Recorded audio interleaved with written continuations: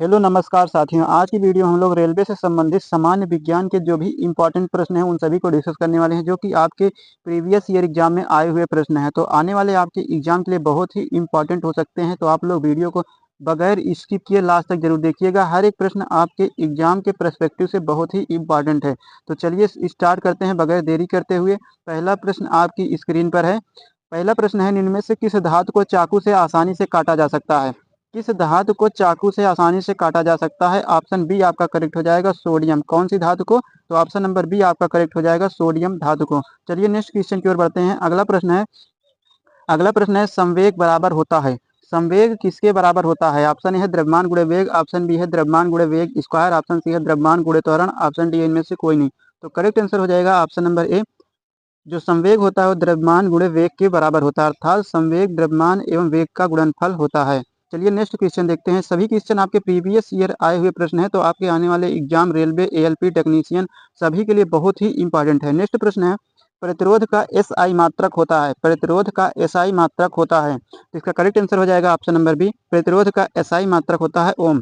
प्रतिरोध एक ऐसा गुण होता है किसी भी चालक पदार्थ का जो उसमें प्रवाहित होने वाली धारा के मार्ग में अवरोध उत्पन्न करता है, और प्रतिरोध का एसआई मात्रक ओम होता है। चलिए नेक्स्ट क्वेश्चन देखते हैं।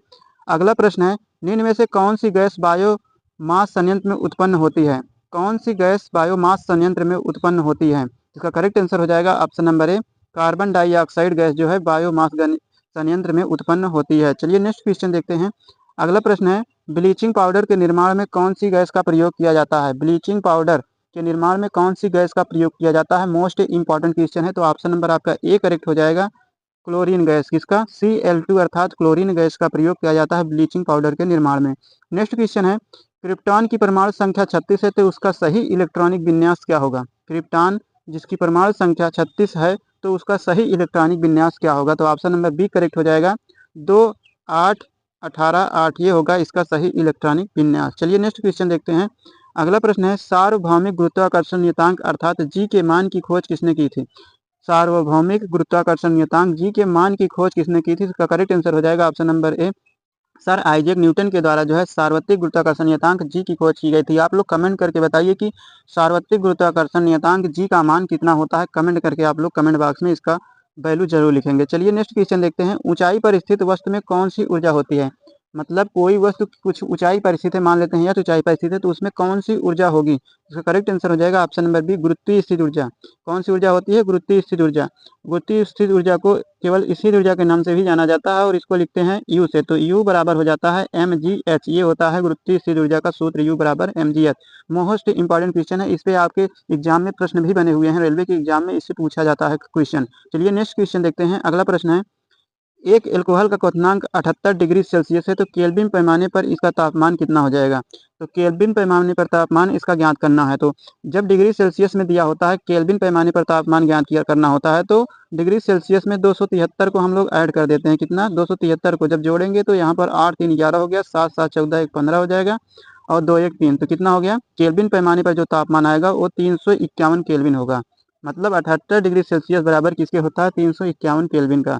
और जो है केल्विन तापमान का एसआई मात्रक होता है। चलिए नेक्स्ट क्वेश्चन देखते हैं। अगला प्रश्न है, ओजोन के एक अणु में कितने परमाणु होते हैं? मोस्ट इंपॉर्टेंट क्वेश्चन है कि ओजोन के एक अणु में कितने परमाणु होते हैं।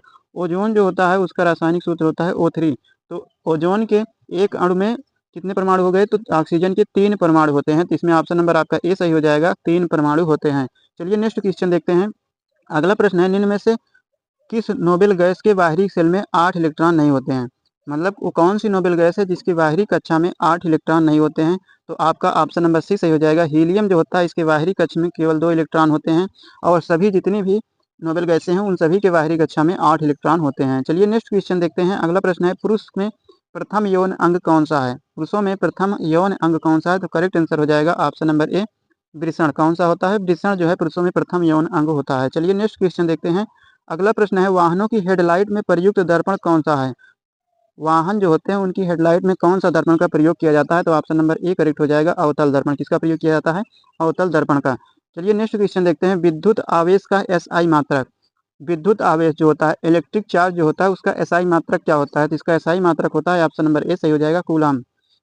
नेक्स्ट है, अगला प्रश्न है यांत्रिक ऊर्जा बराबर होती है, यांत्रिक ऊर्जा जो है किसके बराबर होती है? ऑप्शन है गतिज ऊर्जा प्लस स्थितिज ऊर्जा, ऑप्शन बी है गतिज ऊर्जा गुणा स्थितिज ऊर्जा, ऑप्शन सी है गतिज ऊर्जा भागे स्थितिज ऊर्जा। तो इसका करेक्ट आंसर हो जाएगा ऑप्शन नंबर ए, गतिज ऊर्जा जो होती है यांत्रिक ऊर्जा जो होती है गतिज ऊर्जा एवं स्थिर ऊर्जा के योगफल के बराबर होती है। चलिए नेक्स्ट क्वेश्चन देखते हैं। अगला प्रश्न है निम्न में से कौन सी तरंगे निर्वात से गुजर नहीं सकती हैं? इनमें से कौन सी तरंग है जो निर्वात से गुजर नहीं सकती है? तो इसमें करेक्ट आंसर हो जाएगा ऑप्शन नंबर सी, ध्वनि तरंगे जो होती हैं ये निर्वात से नहीं गुजर सकती हैं। बाकी रेडियो तरंगे, परावैंगनी तरंगे ये सभी क्या है आपकी वैद्युत चुंबकीय तरंगे, वैद्युत चुंबकीय तरंगों को चलने के लिए माध्यम की आवश्यकता नहीं होती, अर्थात ये निर्वात से भी गुजर सकती हैं, जबकि ध्वनि तरंगों को चलने के लिए माध्यम की आवश्यकता होती है और ये निर्वात से होकर नहीं गुजर सकती हैं। चलिए नेक्स्ट क्वेश्चन देखते हैं। अगला प्रश्न है काम करने की क्षमता को क्या कहा जाता है? काम करने की जो क्षमता होती है उसको क्या कहा जाता है? तो करेक्ट आंसर हो जाएगा ऑप्शन नंबर ए, कार्य करने की क्षमता को ऊर्जा कहा जाता है। काम करने की जो क्षमता होती है उसे ऊर्जा कहा जाता है। नेक्स्ट है बल का सही सूत्र क्या है? तो बल का सही सूत्र हो जाएगा ऑप्शन नंबर ए, F बराबर होता है m इंटू ए, मतलब m गुणे ए। तो ऑप्शन नंबर आपका ए सही हो जाएगा, बल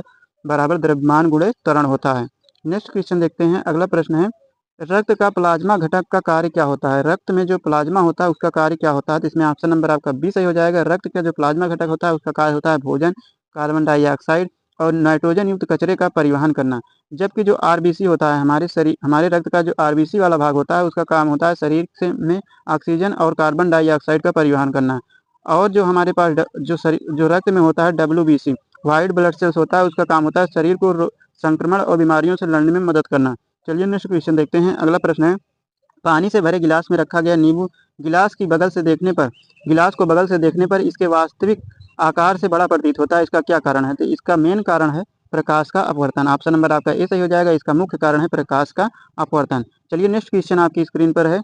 अगला प्रश्न है किसी वस्तु द्वारा उसकी स्थिति या विन्यास द्वारा प्राप्त ऊर्जा को कहा जाता है? मतलब उसकी स्थिति क्या है और या उसका विन्यास क्या है उसके कारण उसमें जो ऊर्जा आती है उसको कहा जाता है स्थितिज ऊर्जा। ऑप्शन नंबर आपका ए सही हो जाएगा, क्या कहा जाता है?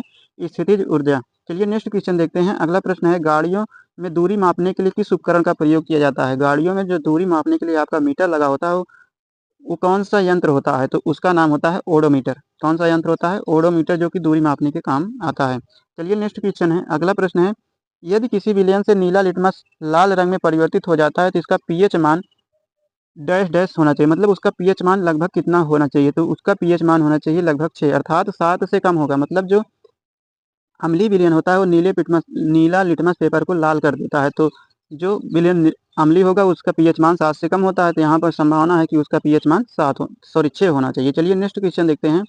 अगला प्रश्न है किसी तने हुए रबड़ बैंड में होती है, तो जो तना हुआ रबड़ बैंड है उसकी विन्यास के कारण उसमें होती है स्थितिज ऊर्जा। यहाँ पर थोड़ा मिस प्रिंट हुआ है, तो आप लोग इसका करेक्ट आंसर हो जाएगा स्थितिज ऊर्जा। चलिए नेक्स्ट क्वेश्चन देखते हैं। नेक्स्ट क्वेश्चन है वृषणों में कौन सा हार्मोन स्रावित होता है? तो इसका करेक्ट आंसर हो जाएगा option number A, testosterone hormone जो होता है ये वृषण में स्रावित होता है। चलिए नेक्स्ट क्वेश्चन देखते हैं। अगला प्रश्न है आवर्त सारणी के तीसरे आवर्त और 8वें समूह में रखी गई नोबेल गैस कौन सी है? तो इसका करेक्ट आंसर हो जाएगा आर्गन। कौन सी है? आर्गन। चलिए नेक्स्ट क्वेश्चन देखते हैं। अगला प्रश्न है 1 नैनोमीटर बराबर होता है, तो 1 नैनोमीटर बराबर होता है 10⁻⁹ मीटर के। किसके बराबर होता है? तो 1 नैनोमीटर में 10⁻⁹ मीटर होता है। नेक्स्ट क्वेश्चन है। अगला प्रश्न हो जाएगा कौन से विटामिन की कमी के कारण खून का थक्का नहीं बनता है? वो कौन सी विटामिन है जिसकी कमी हो जाने के कारण किसी भी व्यक्ति के अंदर खून का थक्का बनना बंद हो जाता है? तो आपका करेक्ट आंसर हो जाएगा ऑप्शन नंबर बी, विटामिन के की कमी के कारण रक्त का थक्का बनना बंद हो जाता है। चलिए नेक्स्ट क्वेश्चन है आपकी स्क्रीन पर वेग में परिवर्तन की दर को क्या कहा जाता है? वेग में परिवर्तन की दर को क्या कहा जाता है? तो वेग में परिवर्तन की दर कहलाती है, ऑप्शन नंबर आपका ए सही हो जाएगा, त्वरण। क्या कहलाता है? वेग में परिवर्तन की दर जो है त्वरण कहलाती है। नेक्स्ट क्वेश्चन है। अगला प्रश्न है यदि कोई वस्तु वृत्ताकार पथ पर घुमाई जाती है तो उस पर किया गया कार्य होगा, मतलब किसी वस्तु को वृत्ताकार पथ पर घुमाया जा रहा है तो उस पर किया गया कार्य कितना होगा? ऑप्शन है अनंत, ऑप्शन बी है शून्य, ऑप्शन सी है ज्ञात नहीं किया जा सकता। तो वृत्ताकार पथ पर घुमाई गई वस्तु या वृत्ताकार पथ पर गति करने वाली वस्तु के द्वारा किया गया कार्य शून्य होता है। ऑप्शन नंबर बी हो जाएगा, किया गया कार्य शून्य होता है, क्योंकि वहाँ पर विस्थापन जो होता है 0 होता है। तो आज के थे ये टॉप 30 क्वेश्चन जो कि आपके एग्जाम में आए हुए प्रश्न हैं। तो आप लोग को ये वीडियो कैसा लगा कमेंट करके जरूर बताएं, और वीडियो पसंद आया तो अधिक से अधिक साथियों तक शेयर कर दें और कमेंट बॉक्स में अपना फीडबैक जरूर देते रहें। बाकी हम लोग मिलते हैं नेक्स्ट वीडियो में ऐसे ही धमाकेदार सेशन के साथ। आप लोग कमेंट में अपना फीडबैक जरूर देंगे। आज के लिए इतना ही। जय हिंद, धन्यवाद।